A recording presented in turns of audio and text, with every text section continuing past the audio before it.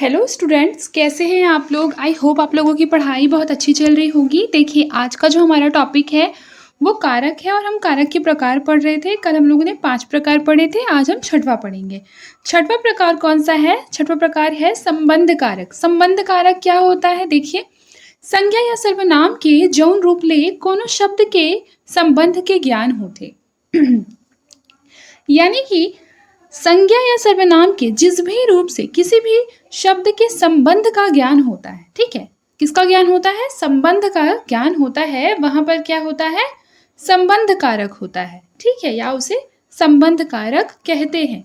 ये कारक के विभक्ति चिन्ह के और र हवय, यानी कि संबंध कारक जो होता है उसका जो विभक्ति चिन्ह है वो के और र है। हिंदी भाषा में एकर बर का और रा विभक्ति चिन्ह के प्रयोग होते हैं। हिंदी भाषा में किसका यूज होता है? का या रा के, और छत्तीसगढ़ी में के और र का। ठीक है, जेहर वचन और लिंग के आधार ले का, के, की और रा, रे, री के रूप में एकर रूप में प्रयोग में आते। छत्तीसगढ़ी में ऐसन रूप के प्रयोग नहीं मिले। संबंध कारक विभक्ति के प्रयोग नीचे दे जाते।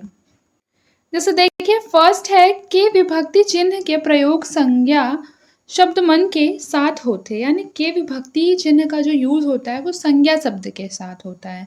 एकर प्रयोग ले अधिकार, कार्य कारण, संबंध, मोल भाव, सृजन, दूरी, लंबाई, परिणाम आदि के ज्ञान होते। ठीक है, संबंध से किसका किसका ज्ञान होता है? भावना, सृजन, दूरी, लंबाई या परिणाम, इसका ज्ञान होता है। जैसे फॉर एग्जांपल देखिए, अधिकार का किस तरीके से, तो जैसे भोला के गाय आए, यानी भोला की गाय है, तो कहीं ना कहीं ये उसका अधिकार बता रहा है। भोला का अधिकार है उसकी गाय पर। क्यों? क्योंकि वह क्या है? भोला की गाय है। संबंध बता रहा है। ठीक है, जैसे फॉर एग्जांपल के लिए देखिए, रामू के फटफटी, यानी क्या है? रामू की गाड़ी है। ठीक है, कहीं ना कहीं उस गाड़ी पर किसका अधिकार है? रामू का अधिकार है।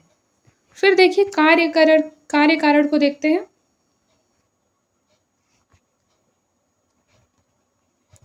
देखिए, कार्य कारण में है कि माटी के पुत्री, यानी कि मिट्टी की पुतली। फिर है कांसा के थारी, यानी कांसे की थाली। फिर संबंध में देखिए, खाए पिए के सामान, यानी क्या? खाने पीने का सामान। पढ़े लिखे के सामान, यानी पढ़ने लिखने का सामान। फिर देखिए, मोल भाव, जैसे 10 रुपया के नरियर, यानी मोल भाव का यहाँ पर बोलचाल की भाषा में हम बोलते हैं ना कि मोल भाव इतना मत करो, इस तरीके का। तो यहाँ पर किस चीज का हो रहा है? जैसे देखिए, यहाँ लिखा है 10 रुपया के नारियल, यानी नारियल कितने रुपए का है? 10 रुपए का नारियल है। ठीक है, तो यहाँ पर भी क्या हो जाएगा? संबंध कारक हो जाएगा। सृजन कारक, ठीक है, देखिए सृजन के अनुसार किस तरीके से कारक बनता है। देखिए, गौटिया के बाड़ा, यानी गांव प्रमुख का मकान। तुलसीदास के रामायण, तुलसीदास का रामायण। तो कहीं ना कहीं रामायण की जो सृजन है उसके सृजन करता है तुलसीदास जी। तो इस तरीके का जब भी होता है, जैसे कि मान लीजिए हमारा कोई घर होता है या फिर हमने कोई बुक लिखी, इस तरीके का कोई होता है। ठीक है, तो वहां पर क्या हो जाता है? संबंध कारक हो जाता है। ठीक है, अब देखिए दूरी, जैसे देखिए, दो कोस के रिंगना, यानी दो कोस की चाल। ठीक है, तो यहाँ पर क्या हो जाएगा? जहां पर भी दूरी होगा तो दूरी, जब जो चीज संबंध दूरी बताएगा वहां पर हो जाएगा संबंध कारक। इसको एकदम अच्छे से नोट डाउन कर लीजिए। इस तरीके के क्वेश्चन एग्जाम में आपको देखने के लिए मिलेंगे। अगर आप PYQ उठाकर देखेंगे, आपको लगेगा कि प्लेलिस्ट में सारे क्लास जो इस चैनल पर डाले गए हैं सारे के सारे बहुत इंपॉर्टेंट क्लास है, जिसको आप देखिए 1-2 बार, फिर उसका नोट्स बनाइए, फिर उसको रिवाइज कीजिए, तब आपको कहीं ना कहीं बहुत चेंज देखने के लिए मिलेगा। ठीक है, और एग्ज़ाम में अभी आप लोगों के 2 महीने से ज़्यादा टाइम है, और हम लोग कोशिश करेंगे कि पेपर 1 के बाद अभी ऐसे का पेपर का 2 क्लास होगा। ठीक है, एक क्लास में हम लोग क्या करेंगे, ऐसे लिखना कैसे है वो सारा चीज़ देखेंगे, और जो उसकी दूसरी क्लास होगी मैं खुद ऐसे किसी भी टॉपिक पर आपको लिख कर दिखाऊंगी। ठीक है, तो उस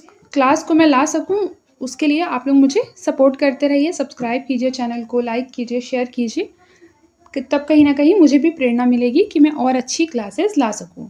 ठीक है, अब देखिए अगली पे चलते हैं, लंबाई। ठीक है, तो जहाँ पर किसी लंबाई के बारे में बात है, जैसे देखिए 3 हाथ की लाठी। ठीक है, तो ये कहीं ना कहीं संबंध बता रहा है कि लाठी कितनी है? 3 हाथ की है, तो यहाँ पर संबंध कारक हो जाएगा। फिर देखिए परिणाम। परिणाम का देखिए लिखा है 4 जन के गोठ, यानी 4 लोगों की बात। ठीक है, कहीं ना कहीं यहाँ पर परिणाम की बात हो रही है। जैसे घर भर के कमाई, यानी पूरे घर की कमाई। इस तरीके का जब भी होता है तो याद रखिएगा यहाँ पर संबंध कारक होता है। फिर देखिए हिंदी के समान छत्तीसगढ़ी भाषा में घला संबंध कारक विभक्ति चिन्ह के रूप में वाला और वाली प्रत्यय के प्रयोग होते। जैसे देखिए धान वाला कोठी, मतलब धान की कोठी। मेंछा वाला आदमी, यानी मूछ वाला पुरुष। फिर है घोड़ा वाला मनखे, यानी घोड़ा वाला आदमी। फिर है रामू वाला बैला, यानी रामू का बैल। फिर देखिए मोहनी वाला खीर, यानी मोहनी का खीर। ठीक है, इस तरह से। फिर देखिए लिखा है वाली प्रत्यय के प्रयोग। वाली प्रत्यय का प्रयोग किस लिए होता है? केवल और केवल स्त्रीलिंग के साथ होता है। जैसे देखिए मोहन वाली बहू, यानी मोहन की पत्नी। शिशु मंदिर वाली बहन जी, यानी शिशु मंदिर वाली शिक्षिका। तो वाली का प्रयोग किस लिए किया जाता है? किसी भी वाक्य को स्त्रीलिंग बनाने के लिए। ठीक है। फिर देखिए संबंध कारक के विभक्ति मन के साथ मुहावरेदार वाक्य मन के प्रयोग में घला होते। जैसे कि देखिए पेट के दांत नहीं दिखे, यानी अंदर की बात किसी को पता नहीं होती है। ठीक है, तो कहीं ना कहीं संबंध कारक के जो विभक्ति होते हैं उसके साथ मुहावरेदार वाक्य मन का प्रयोग होता है। ठीक है, जैसे देखिए कान के कैचा है, यानी अविश्वासी है। बात के धनवान है, यानी बात का धनी है। यहाँ पर लिखा है अधिकरण कारक, यानी संज्ञा या सर्वनाम के जौन रूप ले क्रिया के आधार के पता चलते ओला अधिकरण कारक कथन। अधिकरण कारक के विभक्ति के उदाहरण नीचे दे जाते। जैसे कि देखिए अधिकरण कारक की विभक्ति माँ हवे, यानी अधिकरण कारक की विभक्ति क्या है? माँ होता है। जैसे देखिए कुछ लोग कुछ लोगन में माँ की जगह में म का प्रयोग होता है। जैसे देखते हैं, जैसे देखिए मुफ्त के पैसा में, यानी कि मुफ्त के पैसे पर दर्द नहीं होता। मुफ्त के पैसा में दर्द नहीं होए, यानी मुफ्त के पैसे में दर्द नहीं होता है। सफलता हर चेहरा में दिखते, यानी सफलता चेहरे पर दिखाई देती है।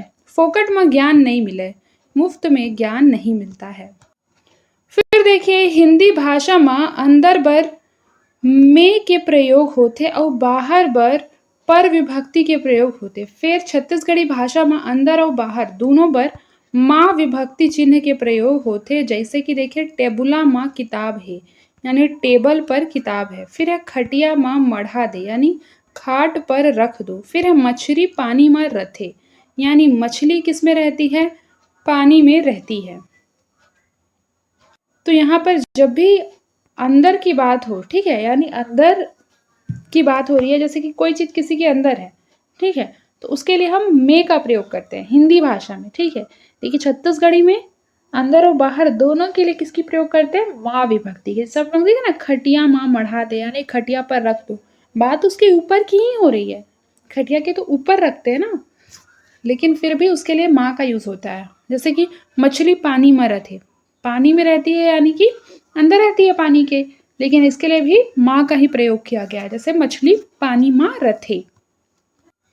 अब देखिए कुरिया माँ आमा माढ़े है, यानी कमरा में आम रखा है। ठीक है, झोला माँ रम केरिया हावे, थैले में भिंडी है। ठीक है, देखिए फिर थर्ड है कि कभू कभू करण कारक के अर्थ में घला अधिकरण कारक के विभक्ति लगते। जैसे कि देखिए अधिकरण कारक करण कारक। ठीक है, जैसे देखिए आँखी मत देख, यानी कि आँख से देखो, ये अधिकरण कारक में देखिए। और ये देखिए आँखी ले देख, ठीक है, आँखी ले देख ये करण कारक में होगा। फिर देखिए अधिकरण कारक में क्या है? दांत में चाप, यानी दांत से काटो, दांत ले चाप। करण में क्या हो जाएगा? दांत ले चाप। देखिए संबोधन कारक क्या होता है? तो संज्ञा के जौन रूप ले कोनो ला बलाए के या संबोधित करे के भाव प्रकट होते ओला संबोधन कारक कहते हैं। यानी देखिए संज्ञा के जिस भी रूप से किसी के बारे में संबोधन का भाव प्रकट हो रहा है तो वहां पर संबोधन कारक होता है। छत्तीसगढ़ी में एकर कोनो विभक्ति नहीं हवे, यानी छत्तीसगढ़ी में इसके लिए कोई विभक्ति नहीं है। एला दिखाए खातिर अलग अलग शब्द के प्रयोग करे जाते, जैसे कि एजी, ए, अजी, एगा, अगा, एया, अवो, एवो, गो, गोई इत्यादि। ठीक है, ए शब्द मन के विशिष्ट प्रयोग है। छत्तीसगढ़ी के अपन विशेषता आए, यानी इसकी क्या है? छत्तीसगढ़ी में अपनी ही विशेषता है। अगर प्रयोग के आधार पर बांटे तो ये कितने प्रकार के होंगे? 3 भाग में बांटे जा सकते हैं। प्रयोग के आधार पर, स्थान के आधार पर और संख्या के आधार पर। आइए देखते हैं। देखिए, प्रयोग के आधार पर छत्तीसगढ़ी भाषा में स्त्री और पुरुष मन ला संबोधन खातिर अलग अलग शब्द मन के प्रयोग करे जाते हैं। यानी स्त्री और पुरुष के लिए, दोनों के संबोधन के लिए अलग अलग तरह के शब्दों की प्रयोग होती है। जैसे देखिए, फॉर एग्जाम्पल के लिए यहाँ लिखा है ना, पहला सिर्फ पुरुष मन खातिर प्रयुक्त शब्द है। कौन कौन से? एजी, अजी, एगा, अगा, गागो इत्यादि। ठीक है। देखिए, एजी और अजी शब्द के प्रयोग पुरुष मन ला संबोधन करे खातिर करथे। जैसे कि देखिए, अजी मेहा एकठन गोठ सुने हव, यानी ओजी मैंने एक बात सुनी। ठीक है। एजी तोर लौठी ह करिया हावे, यानी ओजी तुम्हारी लाठी क्या है? काली है। ठीक है। ये सब किसके लिए है? पुरुष के लिए है। सेकंड देखिए, सेकंड क्या लिखा है कि एगा अगा के प्रयोग पुरुष मन बर और स्त्री पुरुष दोनों के लिए किया जाता है। जैसे देखिए, अगा बाबा तुमन कहाँ जात हो, यानी ओ दादा आप कहाँ जा रहे हैं। ठीक है। एगा भैया मोर बूता ला कर देबे का, ओ भैया मेरे काम को कर दोगे क्या। ठीक है। ये सब किसके लिए है? स्त्री और पुरुष दोनों के लिए है। ठीक है। एगा और अगा का यूज स्त्री और पुरुष दोनों के लिए ही होता है। अब देखिए, गा के प्रयोग पुरुष मन द्वारा अपने समवयस्क या बड़े मन बर या स्त्री मन के द्वारा पुरुष मन बर करे जाते। जैसे कि देखिए, भैया गा मोर बर किताब लाबे, यानी भैया जी मेरे लिए पुस्तक लाना। इसका जो प्रयोग है वो किसके लिए किया जाता है? स्त्रियों के द्वारा पुरुष के लिए और पुरुषों के द्वारा स्त्री के लिए किया जाता है। ठीक है। यानी कि बेसिकली ये दोनों के द्वारा किया जाता है, लेकिन समवयस्क लोगों में। ठीक है। यानी एक बराबर के लोगों में। कुछ लोग क्या करते हैं? गो का प्रयोग करते हैं। जैसे देखिए, पुरुष के लिए गो का प्रयोग होता है। जैसे ददा गो महू जाहूं, यानी पिताजी मैं भी जाऊंगा। भाटो गो दीदी ला कब लानहूं, यानी जीजा जी बहन को कब लाओगे। फिर देखिए, केवल स्त्री मन खातिर प्रयुक्त शब्द, यानी गो, गाय, एगो, अवो, एवो, एया, वो शब्द मन के प्रयोग ह केवल स्त्री मन खातिर होथे। इस शब्द मन के प्रयोग खातिर विशेषता ए प्रकार ले हे। जैसे देखिए, पहला है गो, गोई और एगो संबोधन विभक्ति के प्रयोग स्त्री मन के खातिर करथे। जैसे देखिए, कैसे गो सगा अहू के नहीं, यानी कैसे जी स्वजातीय आओगे कि नहीं। ठीक है। तो गो, गोई, एगो का संबंध किसके लिए किया जाता है? स्त्री के लिए किया जाता है। ठीक है। याद रखिएगा, गो, गोई और एगो का जो संबंध है वो स्त्री के लिए उसका संबोधन किया जाता है। अवो, एवो, एया, औ, ओ के प्रयोग स्त्री और पुरुष दोनों मन के डाहर ले स्त्री मन खातिर होथे। जैसे कि देखिए, एवो नोनी के दाई सुनवो। ठीक है। यानी ओ बच्ची की माँ सुन तो। ये सब किसके लिए प्रयोग होता है? स्त्री और पुरुष दोनों के लिए होता है। ठीक है। फिर देखिए, लिखा है स्त्री और पुरुष दोनों बर प्रयुक्त संबोधन। ये वर्ग के अंतर्गत ए, एया, या। ठीक है। इसको नोट डाउन कर लीजिए। ए, एया, या आदि संबोधन कारक के विभक्ति मन के प्रयोग होते। एकर प्रयोग स्त्री और पुरुष दोनों मन खातिर होते। जैसे कि देखिए, भौजी या, यानी भौजी या सोनू रोवत हावे, यानी ओ भाभी सोनू रो रहा है। तो ए या एया इसका प्रयोग स्त्री और पुरुष दोनों के लिए होता है। जैसे देखिए, यहाँ लिखा है एया तोला ए लुगड़ा बड़ फभत है, ए तुम्हें यह साड़ी अच्छी जच रही है। फिर देखिए, लिखा है स्थान के आधार पर। ठीक है। स्थान के आधार पर देखिए, लिखा है छत्तीसगढ़ी भाषा में वाक्यों के प्रयोग में प्रारंभ और अंत दोनों स्थान में संबोधन शब्द मन के प्रयोग होते। स्थान के आधार ले एला 2 भाग में बांटे जा सकत हे। जैसे कि वाक्य के प्रारंभ में प्रयोग, यानी वाक्य के प्रारंभ में एवो, अवो, एजी, अजी, एगा, अगा और एया संबोधन शब्द मन के प्रयोग होते। जैसे कि देखिए, लिखा एजी गवतरिहा, यानी ओ गांव जाने वाले। एवो रामबती, यानी ओ रामबती। फिर देखिए, वाक्य के प्रारंभ और खातिर में दोनों स्थान में प्रयोग। वाक्य के प्रारंभ, जैसे देखिए, कुछ संबोधन शब्द या पद वाक्य के आरंभ और अंत दोनों की जगह में प्रयोग में आते हैं। ठीक है, यही यहाँ पर कह रहा है। जैसे देखिए टार गोई, टार गोई नहीं जान, यानी नहीं रे नहीं जाते। का कहिबे बड़ गोठियाते गोई, क्या कहोगे बहुत बोलती है री। ठीक है, ऐसा संबोधन शब्द में गा, गे, रे या गो, गोई इत्यादि प्रमुख है। देखिए संख्या के आधार ले, यानी संख्या के आधार पर छत्तीसगढ़ी भाषा के वाक्य मन में प्रयुक्त होवैया संबोधन शब्द में संख्या के आधार ले एला दो भाग में। जैसे एकल संबोधन, जब कोनो वाक्य में एक बार संबोधन शब्द के प्रयोग होते तब बोला एकल संबोधन कथन। जैसे कि देखिए, जैसे देखिए ए रामू ते कहाँ जात हस, ए राम तुम कहाँ जा रहे हो। फिर है अवो मंगला, अवो मंगला काबर हासत हस, यानी ओ मंगला क्यों हंस रही हो। ठीक है, फिर देखिए द्वित्व संबोधन, द्वित्व संबोधन का देखिए कभू कभू एकेच वाक्य में दू संबोधन शब्द मन के प्रयोग हो जाते। जैसे देखिए एहर छत्तीसगढ़ी के अपन विशेषता आए। जैसे कि देखिए अरे बिसाहू रे, यानी अरे बिसाहू रे। ठीक है, जैसे अवो मंगला ओ, यानी अरी मंगला री। ठीक है, तो क्या होता है कि कभी कभी वाक्य में क्या होता है, दो संबोधन शब्द के लिए प्रयोग हो जाता है। ठीक है, दो संबोधन शब्द मन के प्रयोग हो जाते हैं।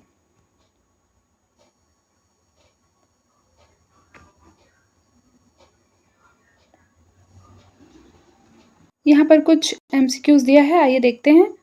सबसे पहले दिया है कते शब्द है स्त्रीलिंग आए, तो बताइए स्त्रीलिंग शब्द कौन सा है, बता। ठीक है, उसके बाद देखिए दरोगा शब्द के स्त्रीलिंग कते आए, तो दरोगा का क्या हो जाता है, दरोगिन हो जाता है। फिर देखिए कौन शब्द पुलिंग है, तो कौन सा पुलिंग है इसमें से, मितान, मितान पुलिंग है। ठीक है, करण कारक के विभक्ति कौन है, बताइए करण कारक का विभक्ति कौन है, ले विभक्ति है, ऑप्शन नंबर बी ले। देखिए लिखा है दानी के नाव होते वाक्य या कौन कारक की विभक्ति लगे है, बताइए इसका क्या हो जाएगा, तो ये हो जाएगा संबंध कारक। फिर उसके बाद देखिए आंसू के बहुवचन रूप कौन सा होता है, तो आंसू का बहुवचन रूप कौन सा होता है, आंसू, यानी आंसू चेंज नहीं होता है। फिर देखिए काखर बहुवचन रूप नहीं हुए, तो याद रखिए गुण और द्रव्यवाचक संज्ञा के बहुवचन रूप नहीं हुए।